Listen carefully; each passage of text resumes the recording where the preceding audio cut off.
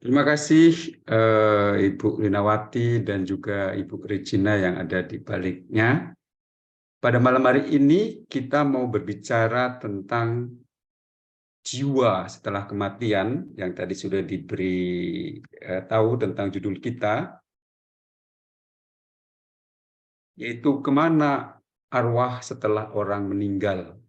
Jadi kalau di dalam gambar latar belakang ini ada seorang gadis yang meninggal, kemudian ada bayang-bayang yang pergi, itu menggambarkan tubuh orang yang meninggal itu ditinggalkan oleh jiwa orang yang meninggalkan tubuhnya. Jadi di sini kita bisa membayangkan antara tubuh materi dan tubuh rohani yang dikatakan oleh Santo Paulus sebagai tubuh jasmani dan tubuh rohani, itu ternyata ketika orang masih hidup di dunia menyatu menjadi satu erat berpadu, dan pada waktu orang meninggal berpisah seperti yang digambarkan di dalam PowerPoint sebagai background dari latar belakang judul pembicaraan kita pada malam hari ini. Nah, ini gambaran ketika orang meninggal ternyata jiwanya meninggalkan tubuhnya. Jadi yang dimakamkan itu hanyalah tubuh, tetapi jiwanya pergi. Nah, pertanyaannya adalah kemana arwah setelah orang meninggal? Mengapa saya memilih tema ini? Karena kita berada di bulan November, walaupun hari ini adalah pada waktu itu ada tawaran dari Ibu Regina, ada kemungkinan juga kita berbicara tentang Santo Leo Agung, yang kebetulan adalah nama baptis saya, yang hari ini dirayakan. Tetapi saya lebih memilih tentang arwah orang meninggal karena memang seluruh bulan November didedikasikan untuk jiwa-jiwa orang beriman. Seperti kita sudah mendoakan secara khusus pada tanggal 2 November yang lalu. Jadi, kalau kita melihat latar belakang dari PowerPoint yang saya tayangkan, itu ada lukisan di Roma tentang api pencucian. Jadi ini adalah gambaran jiwa-jiwa yang diangkat dari api pencucian. Dan persisnya sebenarnya ini adalah peristiwa terakhir ketika jiwa-jiwa diangkat dari api pencucian dan dimasukkan ke surga. Maka ketika kita berbicara tentang bulan arwah pada bulan November ini, ada latar belakang yang perlu kita ketahui. Jadi bulan arwah seluruh bulan Desember itu dirayakan tanggal 2. Tetapi jangan lupa pada waktu tanggal 2 itu didahului pada tanggal 1 November yang adalah peringatan atau perayaan seluruh orang kudus. Nah, di sini gereja mau menekankan hal yang sangat penting, bahwa para kudus adalah orang-orang yang sudah mulia, dan para arwah orang beriman adalah arwah-arwah yang masih disucikan, yaitu di api pencucian. Dengan dua perayaan itu, yaitu pada tanggal 1 November sebagai Hari Raya para Orang Kudus, dan 2 November sebagai peringatan para arwah, itu mau menekankan tentang hakikat gereja. Pada umumnya kita memahami gereja itu ya gereja di dunia, lalu kita berbicara tentang gereja yang sekarang ini, tetapi kita lupa sebenarnya ada 3 wilayah gereja. Yang pertama adalah surga, yaitu gereja yang sudah mulia, yang isinya adalah para kudus, orang-orang yang sudah bersatu secara utuh dengan Allah. Lalu yang kedua adalah dunia, dunia fana ini, yaitu gereja yang masih berjuang, yang seringkali disebut sebagai gereja yang berziarah. Karena memang kita masih berjalan menuju kepada tujuan kita yang abadi, yaitu surga. Nah, yang ketiga adalah api pencucian, yaitu gereja yang masih menderita, yang berisi orang-orang yang pada waktu hidupnya itu suci tetapi tidak sepenuhnya suci, atau orang kudus tetapi tidak sepenuhnya kudus.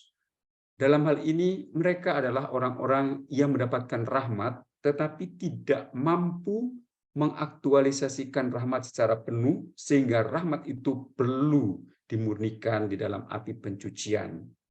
Nah, istilahnya adalah api pencucian atau api penyucian. Maka api ini tidak menghanguskan. Kalau kita berbicara api, biasanya api itu membakar dan api itu menghanguskan. Tetapi sebenarnya api yang ada di dalam api pencucian, yang kita katakan sebagai api pencucian, api itu membersihkan. Nah, mungkin ini bisa digambarkan seperti kalau ada logam mulia, kemudian logam itu masih bercampur dengan hal-hal lain, dengan materi-materi lain, maka perlu dibakar sehingga terpisahkan antara logam mulia dengan kotoran-kotoran yang tidak perlu. Dengan demikian, saya mau mengatakan bahwa jiwa kita itu seperti logam mulia, dan jiwa kita menjadi tercemari ketika kita berdosa. Nah, dosa-dosa itulah yang perlu disucikan. Ya, terima kasih atas koreksinya. Jadi yang benar secara gramatikal itu api penyucian, bukan api pencucian. Terima kasih koreksinya. Maka ada satu lagi yang kita sering sebut sebagai tempat, walaupun sering dikatakan ini bukan tempat, tapi situasi, yaitu neraka. Apa itu neraka? Neraka adalah situasi atau tempat orang-orang yang terputus relasinya dengan Allah dan dengan gereja untuk selama-lamanya. Jadi kalau kita mendoakan tanggal 2 November untuk arwah-arwah orang beriman, itu tidak berlaku untuk orang-orang yang sudah ada di api neraka. Jadi ini bukan api pencucian lagi, tetapi api neraka. Nah, salah satu yang dikatakan oleh para kudus, dan khususnya misalnya Santa Faustina, yang ada di neraka itu adalah Yudas Iskariot. Secara definitif sudah terputus. Atau ada juga santa yang lain yang mengatakan yang ada di neraka yang jelas-jelas itu adalah Hitler, yang membunuh lebih dari 4 juta orang Yahudi, belum orang-orang yang lain. Maka dalam konteks ini, ketika kita berbicara arwah, kita sebenarnya sedang berbicara tentang wilayah gereja. Kalau saya gambarkan di dalam skema ini, seperti ini sebenarnya relasinya. 4 hal yang tadi saya sudah katakan, yaitu surga, kemudian kita yang ada di sini, kemudian ini neraka, kemudian ini api penyucian. Nah, kita yang ada di dunia ini, ketika kita hidup, sebenarnya seluruh proses hidup kita, sadar atau tidak sadar, kita itu sudah mengarahkan diri atau saya masuk ke surga, kalau betul-betul dalam seluruh hidupnya itu total untuk cinta kasih, atau saya itu sebenarnya masuk purgatorium atau api penyucian ketika ya ada kebaikan tetapi masih diwarnai oleh kejahatan, atau masuk ke neraka kalau betul-betul secara total memutuskan secara definitif relasi dengan Allah dan juga relasi dengan gereja. Persisnya bahwa dalam hidup kita betul-betul kita itu jauh dari hidup cinta kasih. Nah, ini latar belakangnya. Nah, ini juga gambaran dari orang yang meninggal. Pada umumnya, seperti ada seorang peneliti dari Amerika yang meneliti orang-orang yang mati suri, mereka atau Ellen Wooden ini, seorang peneliti yang mewawancari orang-orang yang mati suri atau mati klinis, katanya bahwa jiwa yang meninggal itu, dia itu melihat tubuhnya sendiri yang ditinggalkan. Itu kebanyakan mengatakan begitu. Walaupun ada yang lain juga, dari kesaksian orang yang meninggal itu, ada yang mengatakan seperti masuk lorong gelap, yang gelap gulita, dan tidak ada cahaya. Nah, mungkin ini adalah gambaran-gambaran bagaimana ketika orang hidup di dunia. Apakah dia dekat dengan Allah dalam hidupnya atau jauh dengan Allah? Apakah dia mempraktekkan cinta kasih secara tulus atau tidak mempraktekkan secara tulus, itu akan teralami dari jiwa yang meninggal ini. Nah, jadi kita mau berbicara perihal arwah. Kita mengatakan bahwa arwah adalah roh orang yang sudah meninggal. Kemudian, kalau kita di dalam hidup atau pengalaman kita, bahwa orang yang meninggal itu kadang-kadang mendatangi dalam mimpi, atau mungkin mendatangi secara tampak dalam indera keenam, atau mungkin dalam intuisi kita, dia masih hadir. Sebenarnya ada data yang sangat biblis, yaitu bahwa Yesus pun ketika setelah meninggal, dia masih menampakkan diri kepada para muridnya selama 40 hari. Itu artinya tampaknya jiwa-jiwa yang sudah meninggal berdasarkan data dari kitab suci dalam pengalaman Yesus sendiri ternyata masih diperkenankan untuk hadir di tengah-tengah kita. Dalam arti itu bahwa itu bukan semata-mata adalah pengalaman maya atau pengalaman yang tidak konkret, tapi berdasarkan kitab suci itu tampaknya memang begitu. Jiwa tidak begitu saja pergi dari dunia ini, tetapi masih diperkenankan. Saya tidak tahu apakah ini perkenanan seperti Yesus memutuskan selama 40 hari menampakkan diri kepada para murid, kemudian setelah itu dia pergi atas kehendak bebasnya, atau mungkin ada ketentuan lain dari hukum-hukum rohani yang kita masih dalam tanda tanya atau masih misteri bagi kita. Jadi ada 5 kemungkinan jiwa yang meninggal, seperti yang tadi sudah saya katakan. 1, arwah yang kudus seluruhnya itu ke surga. Arwah yang setengah kudus tetapi berahmat, artinya rahmat yang ada di dalam dirinya itu tidak sepenuhnya teraktualisasi di dalam hidupnya, itu yang ke api penyucian. Kemudian arwah bayi yang tak berdosa. Jadi misalnya ada seorang bayi yang belum dibaptis, kemudian meninggal pada waktu dilahirkan oleh ibunya. Ini menurut ajaran gereja Katolik masuk ke wilayah yang disebut limbo.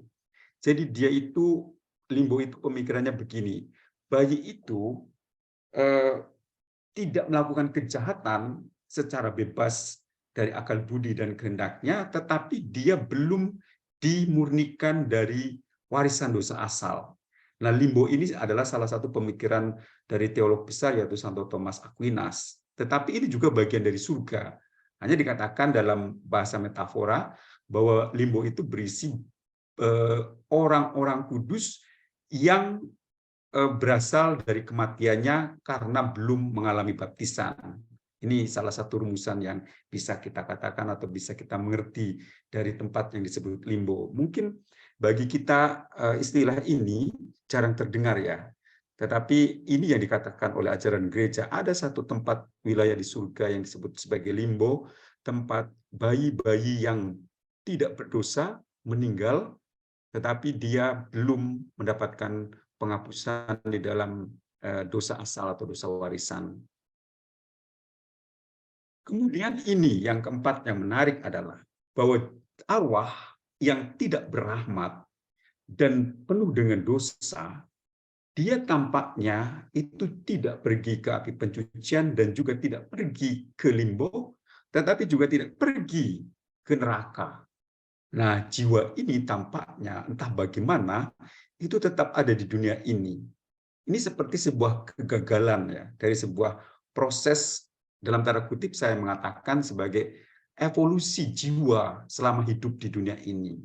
Jadi kita bisa mengatakan ada evolusi yang pendek, yaitu perjalanan dari pertemuan antara sel telur dan sel sperma selama 9 bulan, lalu dilahirkan ke dunia. Ini yang disebut dengan semacam evolusi pendek, proses proses dari sel ke orang, gitu ya.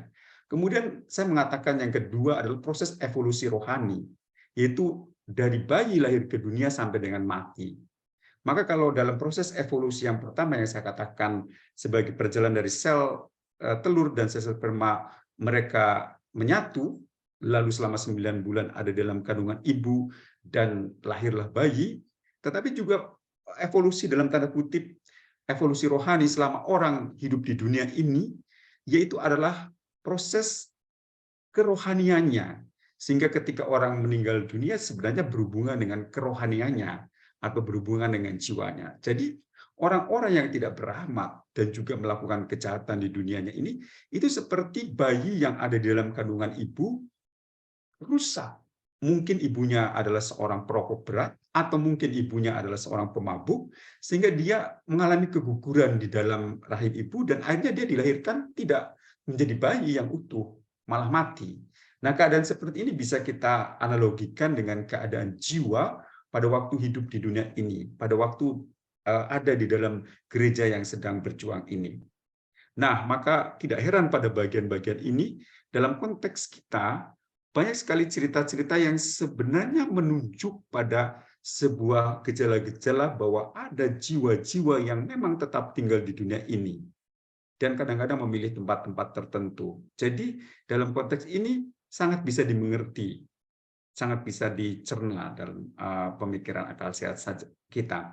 Karena jiwa ini dia tidak pergi ke neraka juga tidak, karena tidak jahat total seluruhnya, tetapi juga dia bukan orang yang berahmat dan perlu disucikan, maka ya tetap ini seperti sebuah kegagalan jiwa dalam hidup orang-orang tertentu.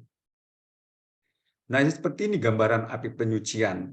Kalau dalam sebuah lukisan ini, malaikat-malaikat menjemput jiwa yang sudah siap, yang dibersihkan di dalam api penyucian, kemudian Bunda Maria menyongsong di surga dengan seluruh para kudus. Jangan lupa dalam tradisi Katolik, Bunda Maria itu mempunyai akses yang sangat kuat atau semacam penolong, bahkan gereja menyebutnya sebagai penolong abadi. Lebih-lebih dalam konteks Bunda Maria disebut penolong abadi adalah penolong bagi jiwa-jiwa yang berada di api penyucian yang masih mempunyai pengharapan untuk masuk ke surga. Jadi kalau kita berbicara tentang api penyucian, kita mempunyai dasar, ya, dasar kitab sucinya.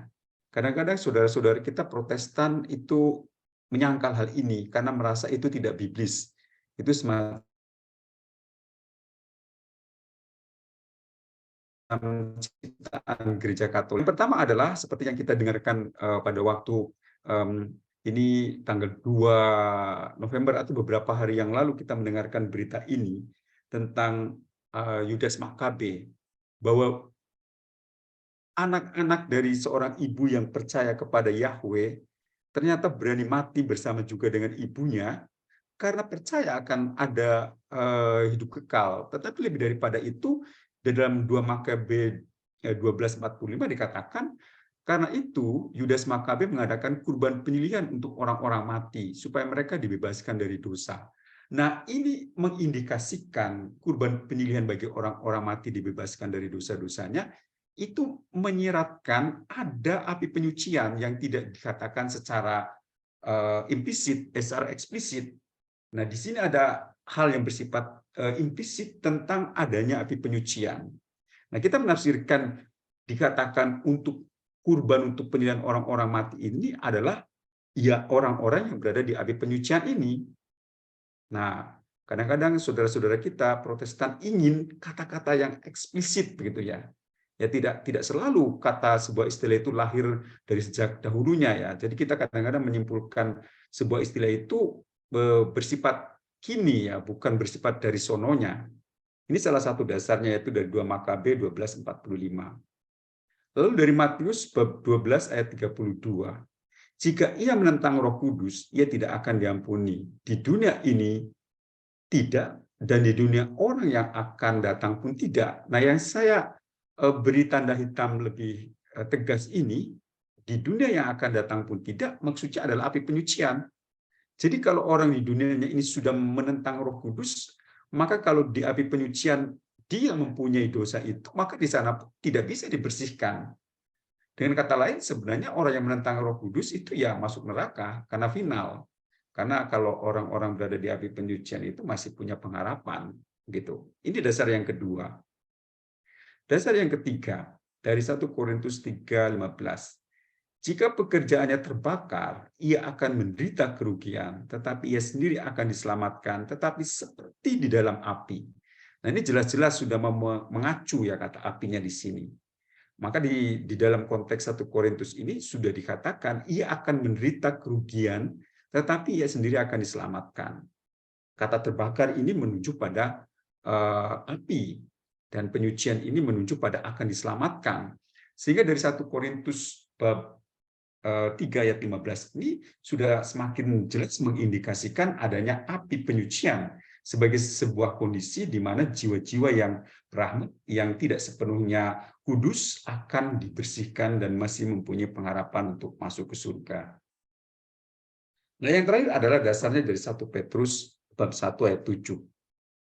Maksud semuanya itu ialah untuk membuktikan kemurnian imanmu yang jauh lebih tinggi nilainya daripada emas yang fana, yang tahan diuji kemurniannya dengan api. Jadi kalau di dalam 1 Petrus bab 1 ayat 7 ini api penyucian itu digunakan sebagai sebuah istilah analogi.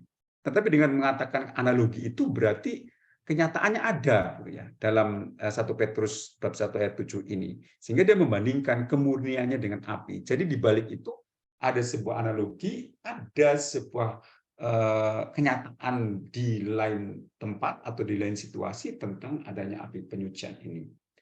Jadi ini adalah 4 dasar kalau gereja Katolik itu mempercayai adanya api penyucian yang merupakan wilayah semacam antara surga dan neraka ya.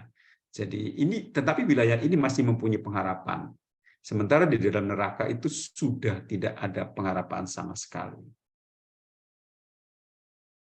Nah, kalau tadi kita berbicara tentang dasar kitab suci yang berbicara tentang api penyucian, sekarang ajaran gereja. Nah, ajaran gereja yang pertama itu didasarkan oleh seorang santo yang bernama Yohanes Chrysostomus yang dijuluki sebagai lidah emas, seorang pengkhotbah.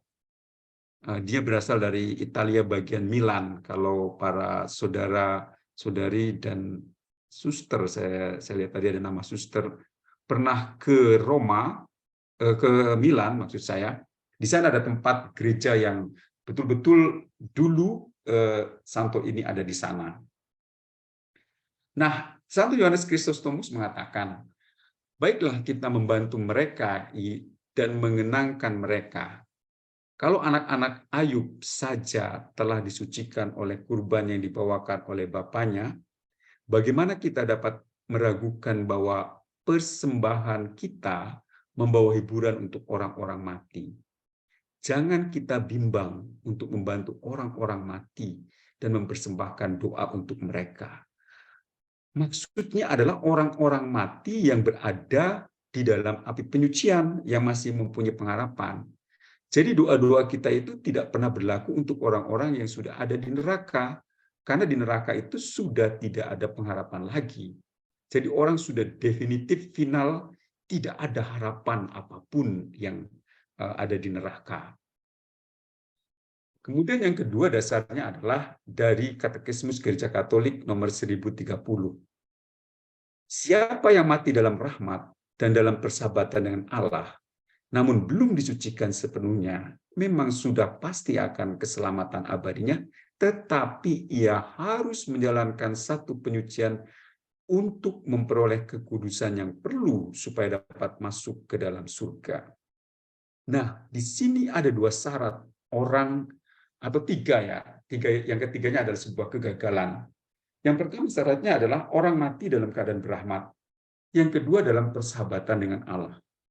Tetapi ternyata tindakannya yang ketiga itu tidak mengacu kepada 2 hal yang pertama, yaitu mewujudkan rahmatnya dan sekaligus persahabatannya dengan Allah.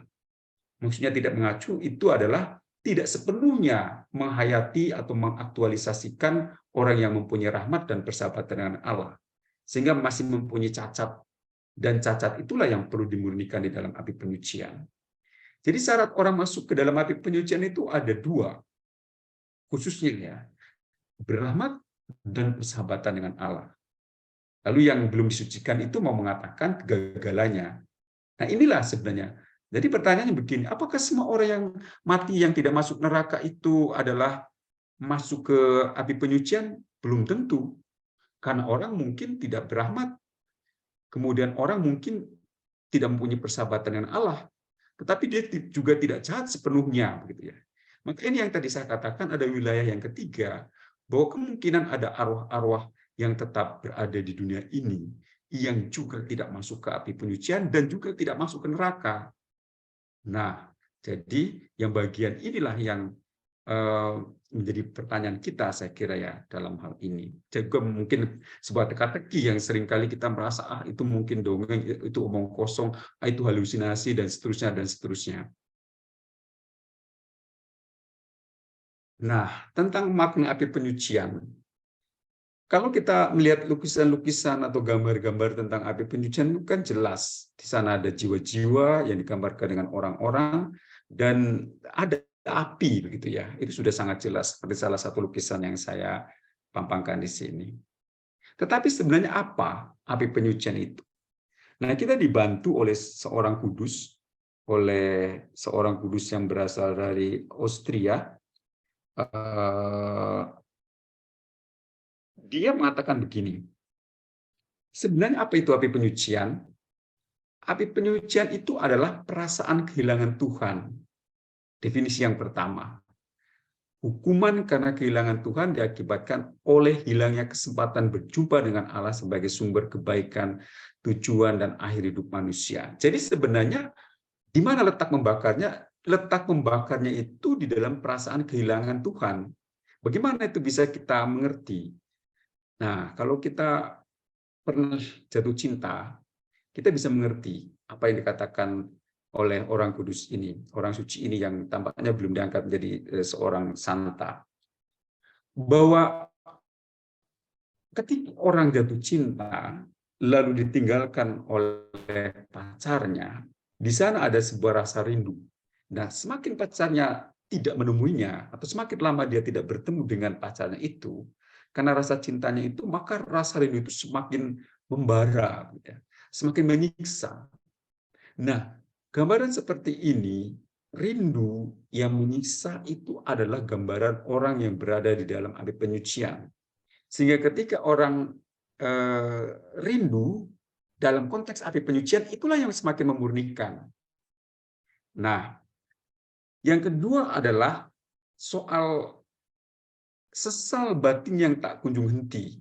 Nah, di sini dikatakan hukuman karena sesal batin yang tak kunjung henti menyangkut penderitaan yang dapat dirasakan sebagaimana halnya dengan hukuman fisik yang dapat kita rasakan. Jadi kalau di dunia pun kita merasakan kalau pernah melakukan sebuah tindakan, lalu kita tidak berpikir panjang, tetapi ternyata hasilnya membuat kita menyesal. Rasanya penyesalan itu sungguh-sungguh hal yang begitu memukul hidup kita, memukul batin kita. Nah, ternyata di dalam api penyucian itu penyesalannya tidak ada hentinya begitu ya. Mungkin ini seperti, mohon maaf kalau zaman dulu itu ada porkas ya, porkas, kemudian ada SDSB begitu ya. Kadang-kadang orang sangat konyol juga ya menanyai orang gila. Jadi orang waras menanyai orang gila, ingin tahu nomornya itu berapa yang keluar begitu ya. Nah, mungkin orang gila itu hanya teriak-teriak, lalu ditafsirkan kalau teriak-teriak 3 kali berarti angka 3 gitu ya. Kalau dia memukul-mukul benda 10 kali ya berarti angka 10 gitu ya. Nah, untuk orang yang bukannya waras itu mungkin ya mikir-mikir lah ini orang gila gitu kan, masang nomor yang pada waktu itu ya kalau 4 nomor tembus katanya dapat 2,5 juta begitu ya. Ya kan orang gila, menanyakan orang gila ya nggak waras, yang orang warasnya menjadi gila mungkin ya. Tapi betul apa yang disimbol-simbolkan itu yang dalam bahasa Jawa disebut sebagai otak-atik gathuk itu keluar begitu ya. Sebut saja misalnya angkanya 3, 10, 4 begitu ya. Dan keluar waktu pengumuman malam Kamis pada zaman itu ya, zamannya Soeharto.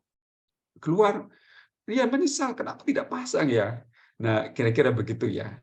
Atau mungkin ini kurang terlalu menyesal, tapi mungkin yang lebih menyesal lagi adalah seorang ibu dengan anak kecilnya, kemudian sangat sibuk memasak, anak kecilnya bermain-main tanpa pengawasan, tiba-tiba anak kecilnya masuk got, tahu-tahu ketika dicari anak kecilnya sudah meninggal. Nah, pasti itu akan sangat menyesal yang tak kunjung henti ya. Mungkin selama hidupnya akan menyalahkan diri sendiri. Kenapa waktu masak lupa menutup pintu dan sebagainya ya. Hal kecil tapi tidak dilakukannya. Nah, ini adalah gambaran-gambaran yang mengatakan ternyata orang di api penyucian itu dia menyesali kenapa waktu ada di dunia tidak digunakan sepenuhnya untuk mendapatkan surga yang ternyata adalah dalam bahasa Santo Thomas Aquinas disebut sebagai visio beatifica ya, kebahagiaan pandangan yang membahagiakan karena memandang Allah yang penuh dengan keindahan. Tetapi itu tidak dilakukan, maka penyesalannya begitu dalam sehingga itulah yang membersihkan.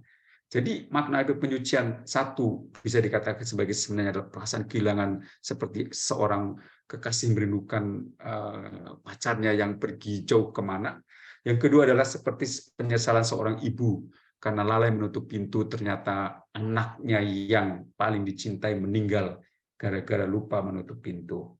Nah, kira-kira ini adalah sebuah analogi-analogi yang membantu kita tentang apa itu artinya perasaan kehilangan Tuhan, dan apa itu artinya sesal batin yang tak kunjung henti sebagai sebuah makna dari kata api yang menyucikan itu apa sebenarnya ya. Jadi menurut definisi-definisi ini kita bisa mengerti di mana persisnya api itu menyucikan. Ya di dalam kedua hal itu.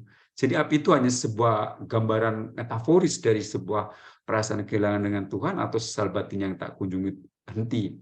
Bukan sekonyong-konyong seperti api fisik yang kita alami kalau kita menyalakan kompor atau membuat api unggun.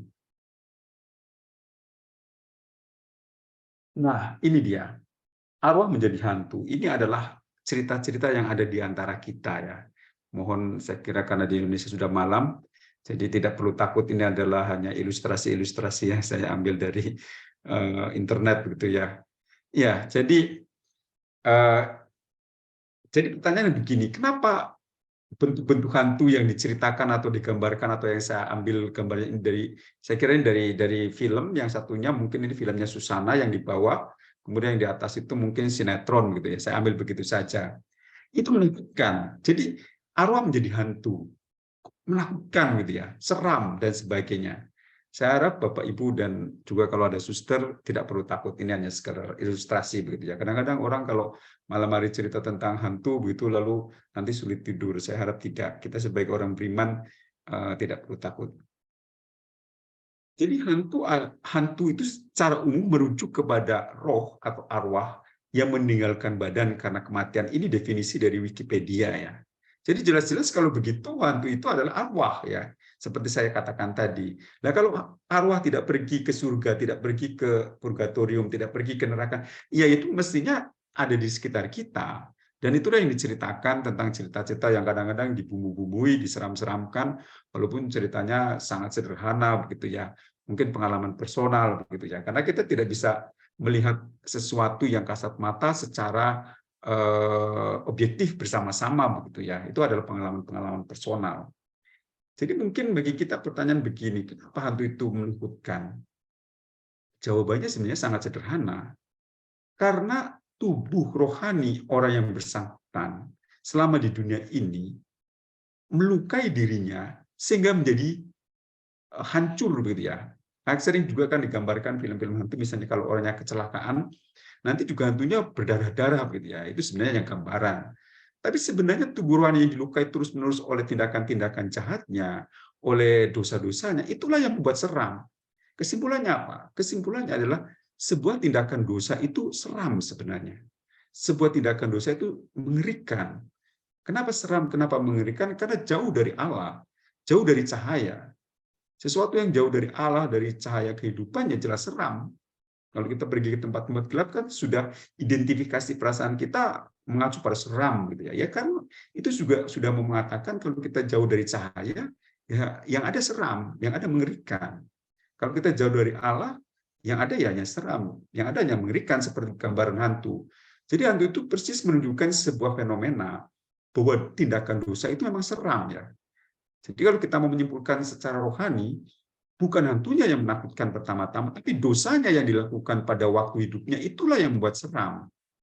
Nah, misalnya cerita tentang ya ini yang dulu film Susana misalnya kan seringkali dalam istilah Jawa disebut sundel bolong itu kan seorang ibu yang entah bagaimana dia melahirkan katanya keguguran bersama bayinya, tapi sebenarnya apa yang mau dikatakan? Ya mungkin pertanyaannya ibu ini melakukan kejahatan apa gitu ya sehingga dia melahirkan bayi itu keguguran begitu ya, kira-kira begitu. Ada apa di balik itu gitu ya? Jangan-jangan dia sendiri tidak merestui kehadiran bayinya yang oleh Gereja Katolik disebut sebagai abortus, dan abortus dalam tradisi Gereja Katolik itu adalah dosa yang besar. Ya, mengapa abortus menjadi dosa yang sangat besar? Karena yang dibunuh itu bayi tidak bisa melawan. Jadi ini seperti pembunuhan yang sangat sadis ya. Disebut oleh gereja dosa abortus bahkan hanya bisa direservir oleh uskup, dan uskup memberikan delegasi kepada para imamnya. Tetapi sebenarnya reservir pertama dan uskup mau menunjukkan betapa jahatnya dosa sebuah abortus. Nah, kitab suci dan hantu. Di dalam kitab suci juga dikatakan ya, dalam Yesaya 34 ayat 14, Di sana berpapasan binatang gurun dengan anjing hutan, dan jin bertemu dengan temannya, hantu malam saja ada di sana dan mendapat tempat perhentian. Jadi dalam kitab Yesaya pun diakui ada hantu gitu ya. Dan hantu dalam hal ini adalah arwah yang gagal di dalam hidupnya, yang tidak bisa entah ke surga atau ke api penyucian, dan juga tidak masuk nominasi neraka gitu ya, karena tidak jahat total secara seutuhnya gitu ya. Lalu juga dalam kebijaksanaan, sebaliknya bunyi-bunyi yang menakutkan menderu-deru di sekelilingnya dan tampaklah hantu-hantu muram yang suram mukanya. Ini juga dikatakan, bahkan di sini diidentifikasikan bahwa hantu itu muram, yang suram mukanya. Jadi kembali kepada hantu itu identik dengan sesuatu yang menakutkan ya. Dan mengapa menakutkan? Seperti sudah saya katakan, karena kejahatan dan dosa-dosa yang dilakukan itu melukai tubuh rohaninya. Jadi hantu itu menampakkan tubuh rohaninya lagi. Maka yang tampak sekarang adalah dosa-dosanya. Ketika orang masih hidup, belum tampak karena tubuh rohani itu masih diselimuti oleh tubuh jasmani, sehingga tidak tampak. Tapi itu pun sudah kelihatan sebenarnya. Bahwa di dalam orang yang melakukan dosa, orang yang melakukan kejahatan, itu kan tampak juga. Tubuh tubuh jasmaninya tidak menarik gitu ya. Kita beri contoh saja, seorang peminum, apalagi seorang yang kecanduan narkoba, pasti tubuh rohani juga tidak menarik begitu ya. Itu baru tampak samar-samar. Tetapi kalau dia sudah mati, itu betul tampak transparan kejahatan dan dosa-dosanya. Jadi sekali lagi yang membuat suram mukanya atau muram atau mengerikan itu adalah dosa-dosa yang melukai tubuh rohaninya. Nah, juga di dalam Matius 14 ayat 26, peristiwa tentang di danau. Dan ketika para murid-muridnya melihat dia, Yesus berjalan di atas air, mereka terkejut dan berseru, "Itu hantu." Lalu mereka berteriak-teriak karena takut. Nah, ini kata itu hantu berarti dalam tradisi Palestina pada zaman Yesus, hantu itu ada gitu ya. Ketika Yesus berjalan di atas danau dan dalam gelap gulita sekitar jam 3 dini hari, para murid langsung mengidentifikasikan itu hantu. Jadi memang cerita-cerita itu ada begitu ya. Dan khususnya cerita-cerita tentang hal ini ada di wilayah dunia oriental ya, dunia timur gitu ya, bukan dunia barat. Lalu Lukas bab 24 ayat 39. Ini juga sama. Yesus setelah bangkit tiba-tiba muncul di tengah-tengah mereka. Yesus bisa tembus tubuh rohani kebangkitan, lalu mereka di sini dikatakan Yesus menegaskan bahwa dirinya bukan hantu, tetapi dia betul-betul roh yang bangkit gitu ya. Yesus mengatakan, "Lihatlah tanganku dan kakiku, aku sendirilah ini, rabalah aku dan lihatlah, karena hantu tidak ada daging dan tulangnya seperti yang kamu lihat, tidak ada padaku." Jadi yang menarik adalah arwah, dalam tanda kutip, arwah Yesus yang meninggal, seketika itu juga bangkit, dan arwah itu menyatu dengan tubuh yang meninggal, dan tubuh itu dimuliakan sehingga tubuh itu, tubuh rohani, tubuh kebangkitan, itu sekaligus rohani bisa tembus tembok-tembok dan sekaligus fisik. Karena ternyata di sini Yesus menunjukkan dirinya bahwa ini ada tulang dan dagingnya. Sementara hantu kan hanya roh murni gitu ya. Itu menariknya. Jadi kalau kita boleh berharap tentang kebangkitan, kita akan memakai tubuh yang ini, yang kita gunakan ini, tetapi tubuh itu akan diperbaharui. Jadi ada kontinuitas, tetapi ada diskontinuitas. Jadi kita masing-masing dengan tubuh yang kita gunakan sekarang ini, walaupun sudah hancur dalam peristiwa kematian, tetapi nanti akan digunakan. Jadi arwah kita nanti akan menyatu dengan tubuh kita yang akan diperbaharui. Jadi ada istilah dalam peristiwa kebangkitan, tubuh kita itu adalah tubuh kontinuitas melanjutkan yang lama, tetapi sekaligus diskontinuitas karena ada kebaruan. Itulah yang terjadi dengan peristiwa Yesus. Salah satu kebaruannya adalah bahwa Yesus bisa tembus tembok-tembok, tetapi sekaligus tubuh yang fisik. Yang tubuh yang lamanya adalah mereka mengenali akhirnya, oh itu Yesus yang dulu gitu ya. Tapi Yesus yang dulu itu dibaharui. Nah, jadi kembali pada soal asal-usul hantu sebagai sebuah arwah yang gagal di dalam hidupnya, ini seperti tadi saya mengatakan, seperti bayi yang lahir keguguran gitu ya, sehingga bayi itu ya hancur gitu ya. Ini seperti gambarnya seperti itu. Hancur dalam arti ini adalah kerohanian dari jiwa yang meninggal yang bisa menjadi hantu, karena ternyata ini bukan sekedar dongeng anak kecil, tetapi itu memang kita mendengar cerita di sana sini sebagai sebuah pengalaman personal, karena memang ini kita berhubungan dengan tubuh rohani. Yang jelas bagi kita, kalau kita mengalami takut, kita ingat bahwa sebenarnya kita sedang berhadapan dengan realitas dosa, begitu ya. Karena ternyata arwah yang meninggal dan yang disebut sebagai hantu, atau mungkin persisnya kalau istilah ini menakutkan bagi kita, arwah yang gagal, gitu ya. Arwah yang gagal ini itu sebenarnya kita sedang berhadapan dengan kenyataan bahwa dosa itu memang mengerikan ya. Yang disebut dengan dosa itu mengerikan. Jadi kematian adalah sebuah perubahan dari badan menjadi jiwa, badan jiwa menjadi hanya jiwa. Itu kematian ya. Kematian menjadi suatu perjalanan badan rohani seseorang. Hantu adalah arwah yang tersesat. Tadi saya mengatakan arwah yang gagal. Jadi kalau kita mau menggunakan istilah yang tepat sebenarnya untuk hantu, itu adalah arwah yang tersesat. Yang terutama tersesat karena dosa-dosanya, pertama. Yang kedua adalah tersesat karena memang dia tidak bisa ke surga, juga tidak bisa ke api penyucian, ke neraka juga tidak, begitu ya. Jadi ini betul-betul tersesat gitu ya. Tersesat, tidak tahu mau kemana arwah yang seperti ini. Seringkali disebut sebagai arwah gentayangan. Ya, ini juga istilah yang menakutkan. Saya lebih suka istilah yang netral untuk kita supaya tidak menakutkan, yaitu arwah yang tersesat. Kalau kita menyebut arwah yang gentayangan, lalu pikiran kita juga mulai bergentayangan ke sana kemari ya, sehingga saya harap nanti saudara-saudari semua dan suster bisa tidur dengan damai. Nah, ini juga ada nama-nama hantu ya, itu bergantung budaya setempat. Saya beri contoh. Dan biasanya itu manifestasi dari tubuh rohani yang bertransformasi. Misalnya ini, dari sebuah tulisan antara hantu, arwah, dan setan itu, dalam tradisi Jawa itu banyak sekali sebenarnya. Ini hanya sebagian saja yang saya beri garis warna merah ini, atau genderuwo. Lalu identifikasinya hantu tubuh hitam, bebel gombel, suka mencuci, banaspati, hantu yang berbentuk api. Kemudian ini ada sundel bolong, ada begu gajang, itu hantunya orang Batak ini. Kayaknya tadi ada ibu yang dari Batak ini ya. Kemudian ada tuyul yang suka anak kecil yang digunakan untuk mencari uang gitu ya. Nah, ini sekedar gambaran betapa sebenarnya cerita tentang hantu sebagai arwah yang tersesat itu begitu aktual bagi kita ya. Kita tidak perlu membuktikan atau tidak perlu takut juga.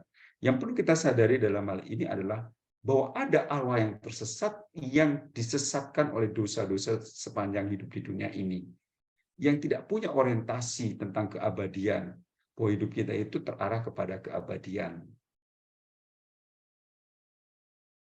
Jadi nama-nama mungkin berkaitan dengan sikap dan kebiasaan yang pernah dilakukannya ya. Jadi mungkin ini tuyul ini adalah anak kecil yang meninggal begitu saja, jadi manifestasinya seperti anak kecil gitu ya. Dan kita sering membuat semacam mitos bahwa tuyul itu adalah anak kecil yang tidak berambut, mungkin seperti saya mungkin ya. Hanya saya sudah anak besar, kira-kira begitu. Sehingga ya itu ada semacam apa namanya ya identifikasi atau banaspati itu berbentuk api yang menurut ceritanya itu api yang apa menggelundung dan orang akan dimakan.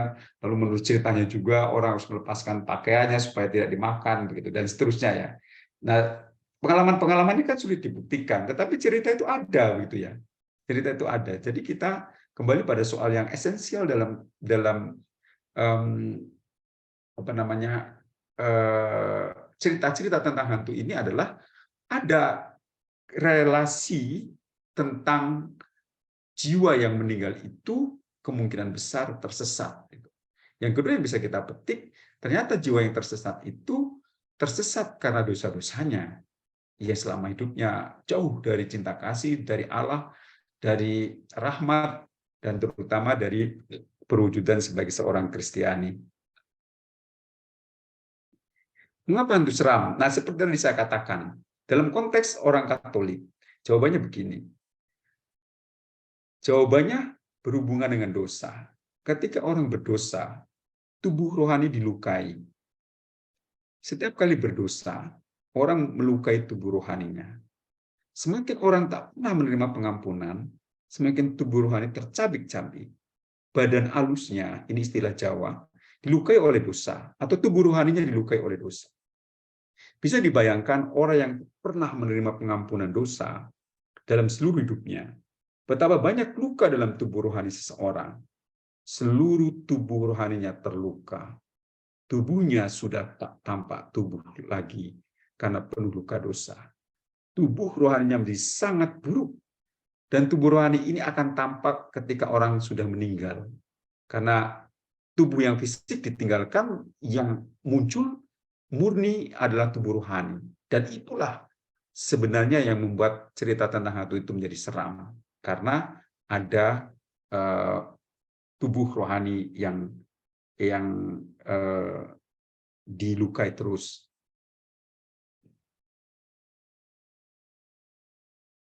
Ya, ini aja catatan.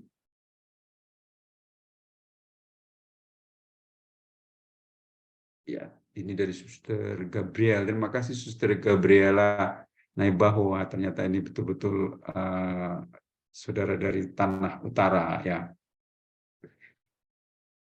Ya. Nah, seperti ini ya, ini boneka sebenarnya ya. Kan seram. Ya, saya harap nanti bisa tidur semua. Ini hanya sebuah gambaran ya. Ya, ini sebenarnya adalah dosa ya yang menampakkan pada tubuh rohani begitu. Kalau mau digambarkan di boneka seperti ini yang menampakkan hantu yang seram. Dalam tradisi Jawa ini adalah gambar dari genderuwo ya. Jadi ya seperti ini sebenarnya adalah realitas dari dosa dalam tubuh rohani seseorang ketika dia hidupnya di dunia.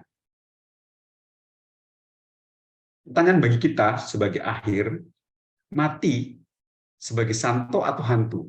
Nah, jadi ini adalah sebuah pertanyaan reflektif bagi kita. Nanti kalau kita mati, kita mau menjadi santo atau santa atau hantu ya. Santo santa sama. Santo untuk laki-laki, santo untuk perempuan, untuk hantu semua jenis kelaminnya sama. Jadi di sini pertanyaan kita ya. Nah, tadi saya sudah mengatakan, sebenarnya sadar atau tidak sadar dalam hidup kita di dunia, kita itu sudah mengarahkan diri. Mengarahkan atau kita ke surga, atau ke api pencucian, atau tersesat, begitu ya. Sudah sebenarnya indikasinya. Hanya kita tidak terlalu serius tentang hidup ini. Karena memang di depan itu belum pasti, atau mungkin belum jelas, gitu ya. Makanya memang perlu diimani apa yang ada di depan itu. Bahkan kematian kita pun seringkali kita mengatakan seolah-olah kita tidak akan mati, ya kan? Misalnya begini, kalau kita ulang tahun, ya doanya semoga panjang umur. Walaupun umurnya sudah 100 tahun, ya panjang umur. Padahal kita dalam kitab suci 70 tahun umur kita, 80 tahun jika kuat. Lah ini sudah 100 pun masih ingin umur panjang. Itu sebenarnya apa? Kita mau mengulur kematian kita. Bahkan kita mau menghindari kematian kita, padahal jelas-jelas cepat atau lambat kita ini akan mati. Pun kita masih menyangkalnya. Dengan kata lain, kita tidak terlalu serius untuk hidup. Kalau begitu juga kita tidak terlalu serius untuk mati. Orang yang tidak serius untuk hidup juga tidak serius untuk mati. Tapi sebaliknya orang yang serius untuk mati, maka dia juga akan serius untuk hidup. Di situ paradoksnya. Jadi kita itu seperti gambar ini. Yesus sedang main, dulu itu ada permainan ini yang disebut dengan panco atau tanco begitu ya. Betul-betul apa namanya? Gang gitu ya. Itu butuh energi yang luar biasa untuk menjatuhkan lawan gitu ya. Jadi sebenarnya kita seperti gambaran ini. Kita itu panco dalam posisi siapa? Saya dalam hidup ini posisi panco saya sebagai iblis atau posisi saya sebagai Yesus begitu ya. Itu seperti sebuah gambaran yang bisa melukiskan diri kita ya. Kita mau mati menjadi santo atau santa adalah hidup yang terus-menerus disadari dan diperjuangkan dalam dunia fana ini, persekutuan dengan para kudus. Ini kan juga adalah bagian dari sahadat ya. Disadari, jadi hidup kita itu mesti disadari terus-menerus. Kita seringkali kesadarannya itu lumayanlah kalau masih timbul tenggelam ya, atau biar pet begitu ya. Tapi kalau tidak sadar, ya habis kita ini. Waktu di dunia ini ya terbatas ya. Walaupun umur kita sampai 60 itu sebenarnya yang pendek. Paling yang serius kita mempersiapkan hidup kapan gitu ya. Bahkan kadang-kadang ada orang yang berprinsip, ya saya nanti pergi ke gerejanya kalau sudah tua saja. Ya nanti saya berdoanya kalau saya sudah tua. Sekarang nikmati gitu. Sepertinya kita tuh tahu umur kita akan 80. Jangan lupa, kita tidak pernah tahu bahwa mati itu kan digambarkan oleh kitab suci seperti pencuri kan. Kita betul-betul, walaupun sudah diingatkan oleh kitab suci bahwa kematian itu seperti pencuri, kita sangat yakin bahwa kematian saya itu masih panjang kok. Maka untuk hidup serius, saya untuk menjadi santo, betul-betul lupa gitu ya. Yang penting sekarang nikmati dunia ini. Tentang hidup yang akan datang ya nanti itu seringkali tidak jelas juga kapan nanti akan ditemukan sebagai kata nantinya itu nggak jelas. Maka hidup di dunia ini adalah sebuah pertandingan. Sebenarnya, seperti kata Santo Paulus, kan, aku telah mengakhiri pertandingan. Bayangkan kalau orang yang namanya pertandingan itu seluruh waktu betul-betul konsentrasi untuk bisa memenangkan ya. Yang terakhir ini misalnya pertandingan badminton ginting misalnya. Nah, ini orang Batak ini. Jadi ginting bermain di akhir itu kan ya dia mendapat keberuntungan sih, tetapi lawannya juga sangat serius ya. Tetapi saya mau mengatakan sebuah permainan apapun itu mau mengatakan seluruh waktu ada di lapangan itu adalah sebuah konsentrasi untuk bisa memenangkan. Lalai sedikit saja kita sudah kalah begitu ya. Itu gambaran hidup kita. Jadi kalau begitu sebenarnya kalau Paulus mengatakan bahwa hidup kita adalah sebuah pertandingan, kita mau mengatakan bahwa kita betul-betul harus berkonsentrasi dalam hidup ini ya. Setiap saat, setiap waktu itu adalah terarah kepada kemenangan abadi gitu ya. Sehingga kalau bisa sih kita tidak perlu ke api penyucian, karena itu penundaan yang juga menyiksa gitu ya. Itu mungkin gambaran-gambaran yang tadi saya katakan. Kalau Bapak Ibu dan para suster pernah jatuh cinta dan merasakan betapa rindunya sampai tersiksa gitu, sampai tidak mau makan dan minum, tidak bisa tidur gitu ya, dan seterusnya, itu kan sebuah siksaan. Nah, kita mau mati menunda kebahagiaan kekal ya, ya kurang lebih seperti masuk purgatorium. Tapi yang konyol kalau kita tersesat dan menjadi arwah yang tersesat, yang kita sebut dengan bahasa teknis harian kita sebagai hantu. Jadi itu adalah bagian terakhir penutup dari pertemuan pembicaraan kita tentang kemana arwah setelah orang meninggal. Maka dengan ini saya berhenti persis 45 menit dalam jadwal yang diberikan oleh Ibu Regina kepada saya. Saya kembalikan kepada Ibu Linawati. Terima kasih Pak Suryo Agung atas pengajaran yang sangat indah dan sangat mendalam pada malam hari ini. Saya ingin memberikan sedikit poin-poin dari yang Pastor ajarkan tadi, Pastor. Ya, silahkan. Kemana jiwa setelah mati? Jiwa setelah mati ada 3 tujuan, yaitu yang sudah mulia, yaitu ke surga, yaitu arwah orang kudus, arwah orang beriman yang masih perlu disucikan, yaitu di api penyucian, dan yang terakhir adalah neraka, yaitu jiwa yang benar-benar terputus relasinya dengan gereja dan Allah untuk selama-lamanya. Apa yang dirasakan oleh jiwa-jiwa yang berada di dalam api penyucian? Perasaan kehilangan Tuhan sebagai sumber segala kebaikan, dan sesal batin yang tak kunjung henti atas dosa-dosa yang telah dilakukan. Untuk itu, ajaran gereja membantu untuk menyelamatkan jiwa-jiwa di dalam api penyucian. Seperti kisah Ayub, yaitu persembahan Ayub untuk anak-anaknya. Kita hendaknya jangan bimbang untuk membantu orang yang sudah meninggal dan mempersembahkan doa untuk mereka. Dalam ajaran Katekismus Gereja Katolik juga disebutkan bahwa mati di dalam rahmat dan persahabatan dengan Allah juga disucikan sepenuhnya akan masuk di dalam kerajaan Allah.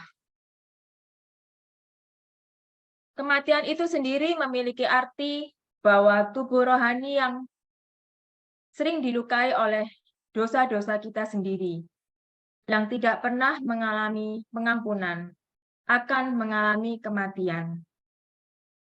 Untuk itu, sebagai bahan refleksi bagi kita semua, bahwa apa yang harus kita lakukan selama di dunia fana ini untuk memperoleh kehidupan yang kekal, kita hendaknya hidup yang terus-menerus sadar dan diperjuangkan. Seperti sebuah pertandingan, kita hendaknya memperjuangkan kemenangan untuk memperoleh kehidupan yang kekal. Sekian, Pastor Leo, poin-poin yang Pastor tadi ajarkan.